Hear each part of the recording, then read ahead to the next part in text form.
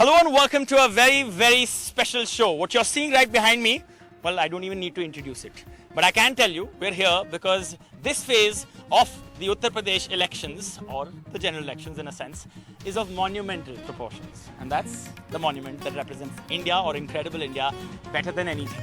It's very clear, I don't need to say it. We are right here at the Taj Mahal, right next to it, as close as we could possibly get, to get as close to these elections, the second phase of the elections, where as many as 8 of Uttar Pradesh's 80 seats are voting, have voted. It is celebration of democracy and all of that, but we're trying to understand from the people of Agra, from different sides, from all sides, all the stakeholders of the citizens coming together to understand what are the issues. Now, you might also take a look at the fact that there are heavyweights in this battle. There is Raj Babbar of the Congress head of Uttar Pradesh, fighting from Fatehpur Sikri, not too far away from here. Mathura also, Hema Malini of the BJP, trying to hold on to her seat against the BSP-SP Gathbandhan. Is that going to work? The RLD, of course, coming up with a good candidate out there, at the very least, is what people think. Of course, there are those who don't think the same. But let's just get an understanding of why we are here in Agra. It's not just to show you this beautiful monument. No, it's not that. I'm sure most of you have already seen it. But it is actually to make a point that Agra is the fulcrum, the epicenter of these 8 seats of Western Uttar Pradesh. Anything that happens in Western Uttar Pradesh in some way or the other is connected to Agra. So let's start by understanding that. I have representatives of all sides, but I want to start with somebody I was having a chat with earlier.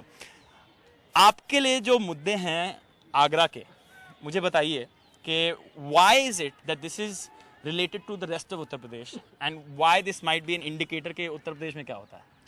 देखिए, मेरा नाम शारिक अनीस है। मैं जूते का निर्माता हूँ, manufacturer हूँ। जिस तरह आप ताजमहल पीछे देख रहे हैं, ताजमहल की खूबसूरती पूरी दुनिया में मशहूर है, इसी तरह जूता पूरी दुनिया में मशहूर है। और सबसे बड़ी परेशानी आगरा का जूता पेठा भी है, लेकिन आगरा का जूता आप अगर गली गली में जाएंगे आपको जूता बनता हुआ नजर आएगा। बहुत सारे दबे कुचले समाज के लोग जो दलित हैं या मुस्लिम हैं इस काम से जुड़े हुए हैं, और जूता आगरा का सबसे बड़ा सर्विस प्रोवाइडर है। जूता सबसे ज्यादा रोजगार देता है आगरा में।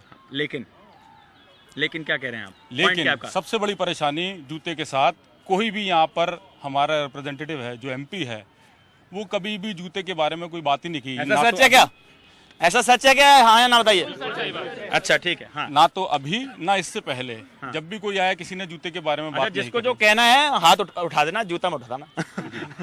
तो जूता जो है यहाँ पे दिन ब दिन पिछड़ता जा रहा है। लोगों की जो मैन्युफैक्चरिंग कैपेसिटी है, जैसे मेरी कैपेसिटी थी 100%, वो अब मैं उस पर 30% पे काम कर रहा हूँ। जी, मैं बिजनेसमैन हूँ। ठीक है। जूता 70% नहीं बन रहा है, 30% पे काम कर रहा हूँ। ये तो पहले भी हो रहा था। तो नहीं, ये भाजपा ने क्या करा? नहीं, भाजपा ने जो किया, मैं भाजपा की नहीं बता रहा, मैं आपको बता रहा हूँ। सबसे बड़ी परेशानी आई पहले नोटबंदी ने, फिर उसके बाद GST ने। जूते को 2 ऐसे शौक दिए। जूता जो पूरा जो है, इसकी वजह से आप कह रहे हैं भाजपा को वोट नहीं जाएगा आगरा से? देखिए, वोट जाने की वजह गया है, क्योंकि वोट जाने की सबसे बड़ी वजह और भी हैं आगरा के अंदर। अच्छा। महिलाएं से बात करें जरा, आपके लिए क्या सबसे बड़ा मुद्दा है?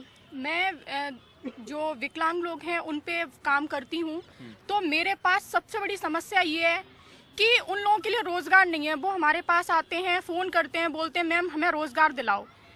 ठीक है, तो हम उन्हें कहाँ से रोजगार दिला सकते हैं? सरकार की हम हेल्प कर रहे हैं, सरकार को भी हमें कहीं ना कहीं हेल्प करनी चाहिए। बात हम करें, जब वोटिंग का टाइम आता है तो सब लोग हाथ जोड़ते हैं कि वोट करिए, वोट करिए। वोट करा आज सबने? हैं, जरा दिखाइए अपने हाथ। मुझे एविडेंस चाहिए होता है, माफ करना।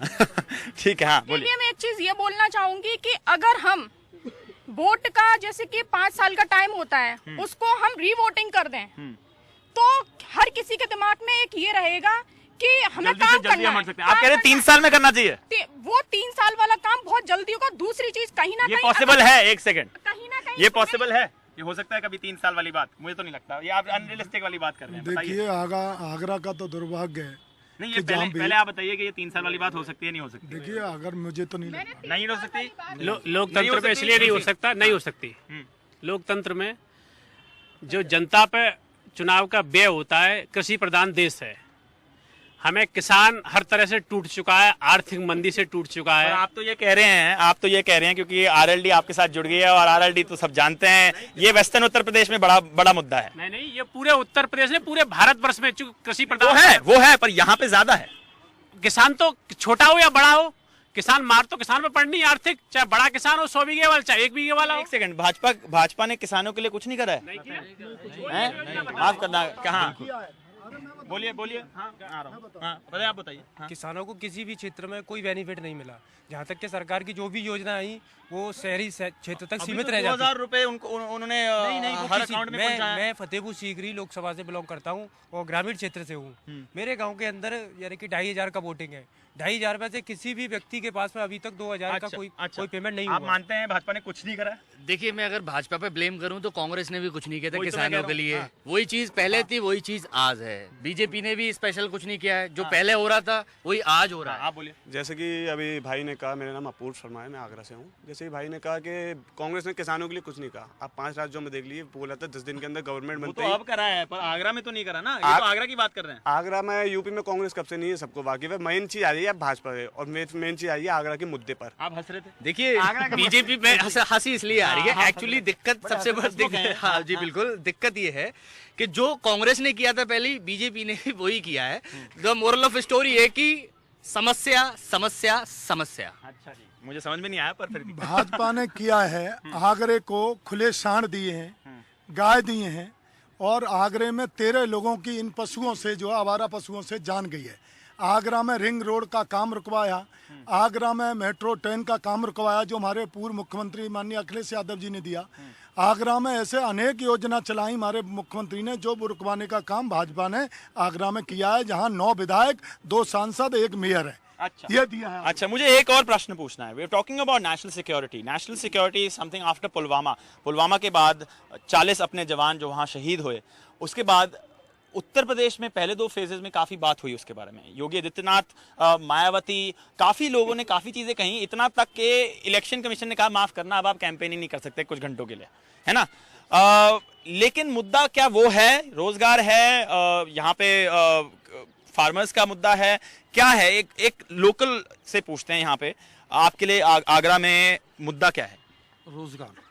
मतलब आप कह रहे हैं नेशनल सिक्योरिटी, जो मोदी जी कहते रहते हैं कि वो एक सेकंड, वो कहते हैं कि मैं चौकीदार हूं, वो, और उसकी वजह से आपको लगता है कि आगरा की जनता ने, और यहाँ पे वेस्टर्न यूपी में 8 सीटों में या 16 सीट हो चुकी हैं अब, उन्होंने वोट करा है उस पे?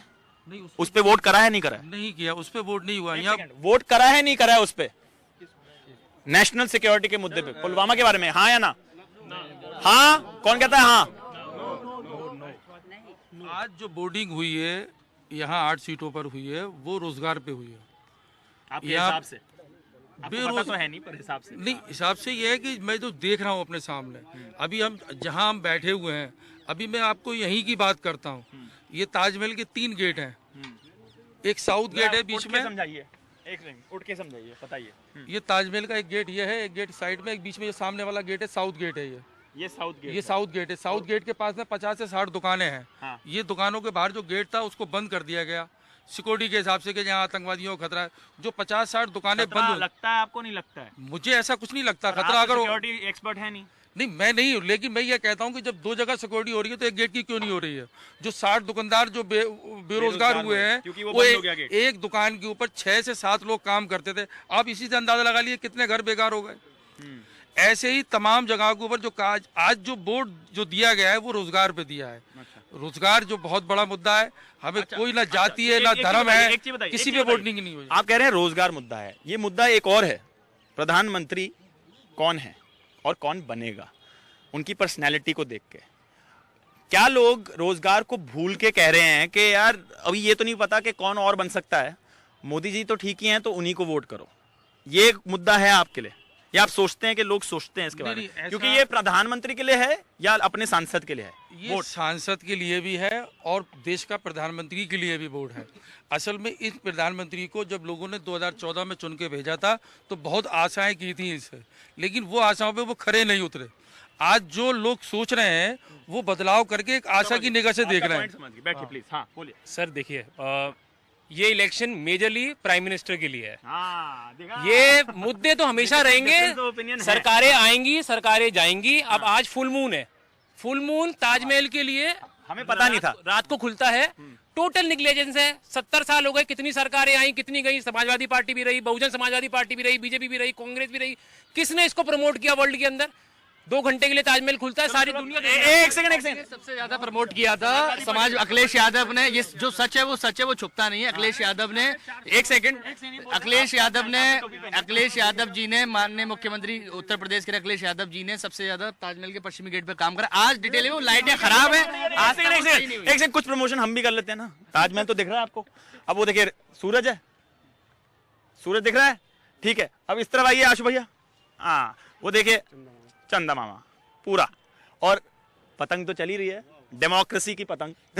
अच्छा, अब आप कुछ कह रहे थे। आपसे मैंने बात नहीं करी, पर मुझे मोहतरमा से बात करना है यहाँ पे। मैं समझना चाहता हूँ कि आप भाजपा की तरफ से हैं, कहाँ से हैं? जी, मैं भाजपा से हूँ। अभी मैं आगरा लोकसभा देख रही हूँ यहाँ पर। अच्छा, देख रही थी। आपने सुनी काफी बातें, आपको क्या कहना है?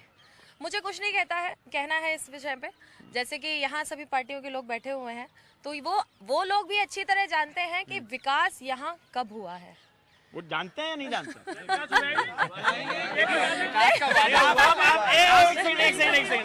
ये गलत बात है, ये गलत बात है। देखिए बात करने दीजिए, पहले बात करने दीजिए। हाँ बोलिए, अगर उनको नहीं पता अब बताइए। विकास में देखा जाए तो आगरा आज जितना अच्छे से आपका टूरिस्ट स्टेट में जो नहीं देखिए टूरिस्ट ओपन डायलॉग नहीं चल रहा। मैं आऊंगा, आप थोड़ा हाथ उठाइए बस। हाँ बोलिए। के लिए बहुत कुछ अच्छा हुआ है। लेडीज के लिए हुआ है क्या? अच्छा हुआ लेडीज बलात्कार बहुत कम हुए हैं। अब हर चीज को नहीं सर ये नहीं चलेगा, ये यहाँ नहीं चलेगा। मैं शो कैंसिल कर दूंगा, अभी रोक दूंगा। ताजमहल को देखते रहूंगा, मजे करूंगा, बता रहा हूँ। कोई भी रहे पार्टी, चाहे कोई भी रहे, रोका तो कुछ भी नहीं आ सकता। रोकना हमें खुद को ही होगा। ठीक है, आजा आप बोल रहे थे कुछ। जी, मैं समाजवादी पार्टी की तरफ से हूँ, शिवराम यादव।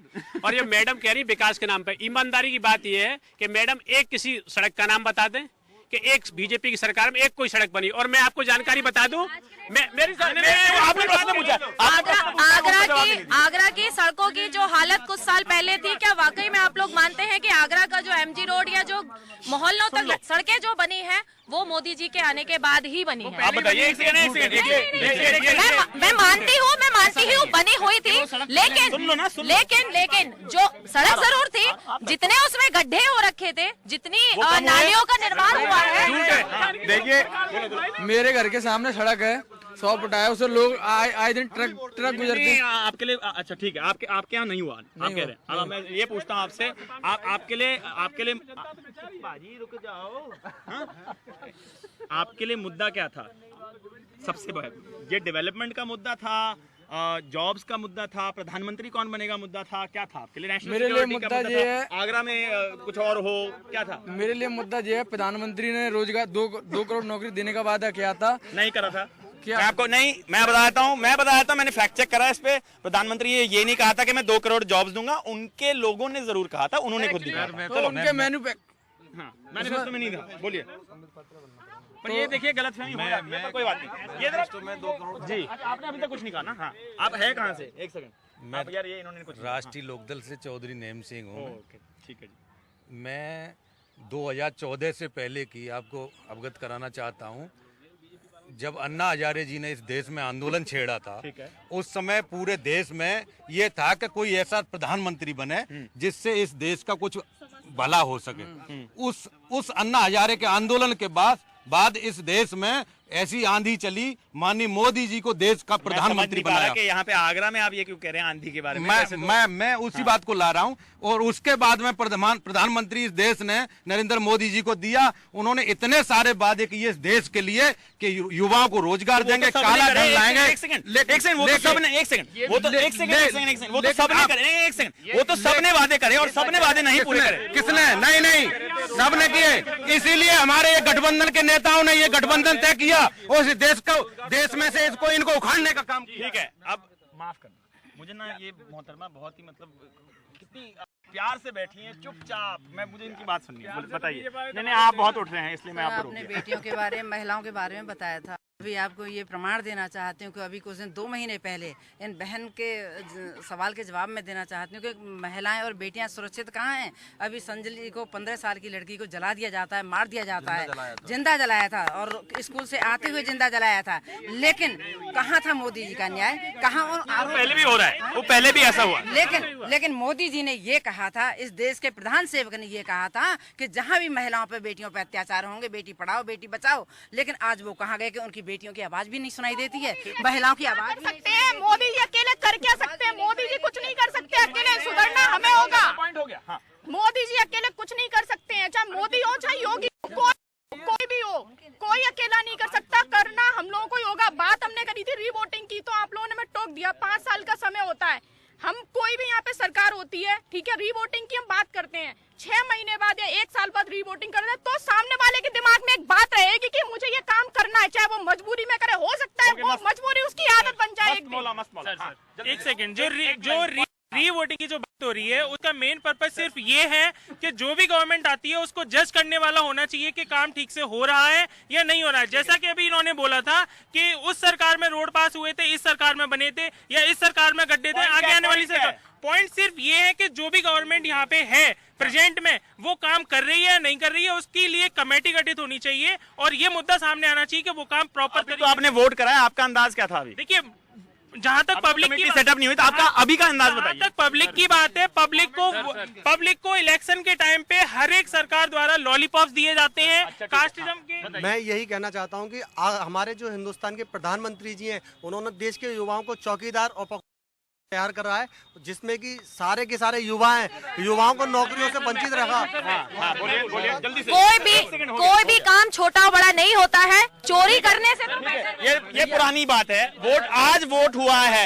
एक सेकंड, देखिए, पहली बात, हमें देश का ऐसा प्रधानमंत्री नहीं चाहिए जिसकी जीत पर पाकिस्तान में खुशी मनाई जाए। हमें ऐसा प्रधानमंत्री नहीं चाहिए जिसकी खुशी में पाकिस्तान में खुशी मनाई जाए। ये क्यों आप कह रहे हैं? मुझे समझ में नहीं आ रहा। जैसा कि अभी बोला गया कि मोदी अकेले कौन कह रहा है कि अगर मोदी जी बनेंगे तो पाकिस्तान में क्या, मतलब क्या? इमरान खान ने कहा था। इमरान खान ने जो कहा, मोदी जी से पूछ के नहीं कहा ना। आपको कैसे पता? इमरान खान जो कह रहा है वो तो नहीं रोक सकते ना। वो क्यों नहीं, उन्होंने किसी और के लिए कहा। अरे वो उनकी चॉइस है। जब नरेंद्र मोदी जी बिना बुलाए अच्छा, एक सेकंड। अब ये टाइम आ गया है कि हम सब अपनी आंखें उस तरफ लगाएं, क्योंकि गर्माहट बहुत हो रही है। थोड़ा सा मतलब प्यार से देख लें और थोड़ा प्यार वापस लाते हैं ब्रेक के बाद। कहीं ना जाइए।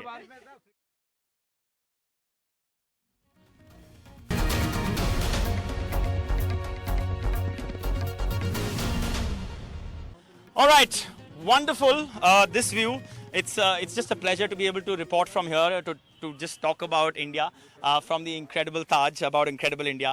I think on our special show today, where we are reporting all about Uttar Pradesh, the 8 seats that have voted, the 8 seats that have voted in the first phase, and now the 8 seats that have voted in the second phase today, and of course many more seats to go ahead and vote. Remember, the BJP won 20 out of 23 seats. 20 out of 23 seats in Western Uttar Pradesh in 2014. But there's a question that we need to ask. It's about the fact that Agra, or the Taj, represents love.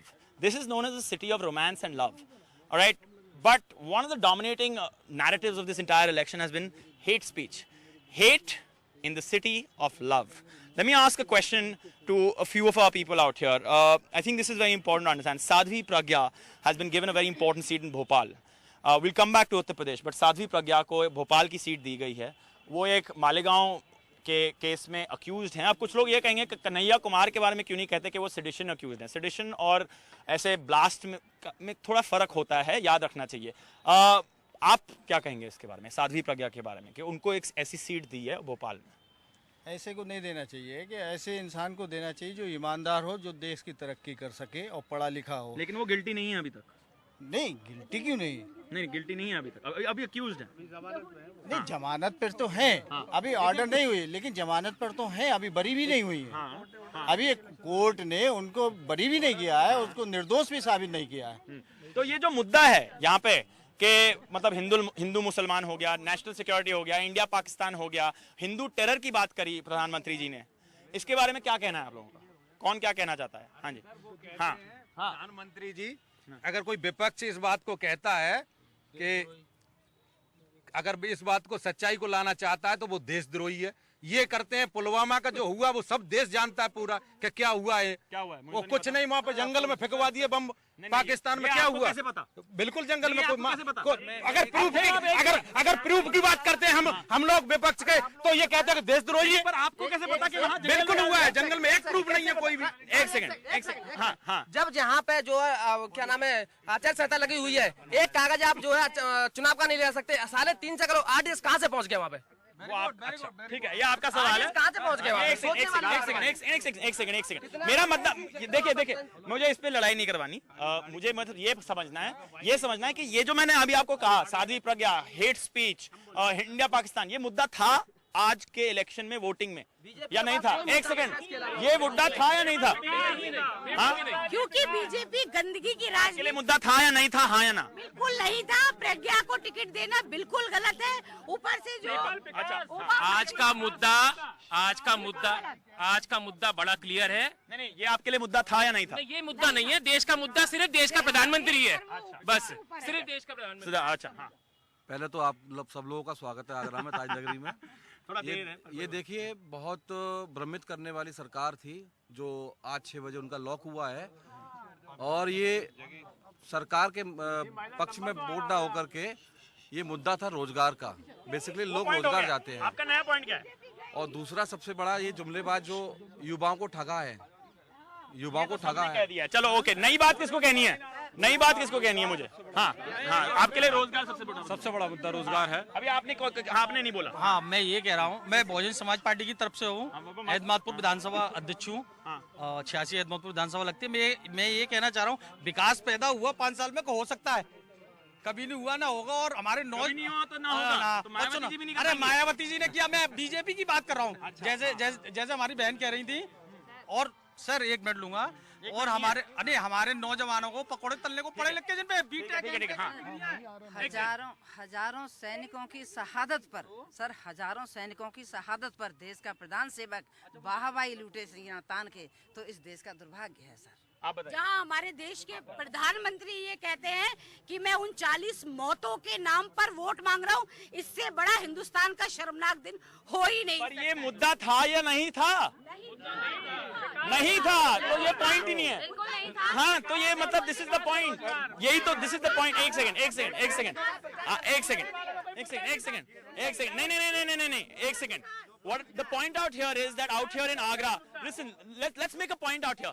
Agra may be less communally sensitive like Muzaffarnagar, like perhaps Aligarh, and of course Kairana and some of these other constituencies where we've seen the 2013 Muzaffarnagar riots that saw more than 60 people dead. Now that may not have had a ripple effect on the rest of the constituencies, but definitely in the first phase with Saharanpur and Muzaffarnagar, that was more communally sensitive than this. So my question out here to everyone is that ये जो second phase था election का, जो अभी हो चुका है, voting हो गया, इसमें ये कम्युनल बात जो होती है ये कम थी पहले फेज से, क्योंकि वहां सहारनपुर था, वहां मुजफ्फरनगर था। हाँ, कम थी, सब मानते हैं। Okay, that is great news. Alright, that's good news because this is the city of love and that is important. I think that's one good takeaway that we can end the show on. बहुत मजा आया आपके साथ। आप last comment, एक line. हाँ, बहुत उम्मीदें थी आगरा को। आगरा प्रेम की नगरी है। एयरपोर्ट नहीं बना आपका, और एयरपोर्ट भी नहीं बना सर। हाई कोर्ट भी ब्रांच जो खोलना चाहे वो भी नहीं। ठीक है। हाँ, देखिए, मैं सिटिंग की बात करूंगा। 9 विधायक, 2 सांसद, 9 विधायक, 2 सांसद, विकास हो गया 9, 2, 11 की फैक्ट्रियां खाली हैं। Okay, alright, okay, we are done. प्यार से बोलूंगा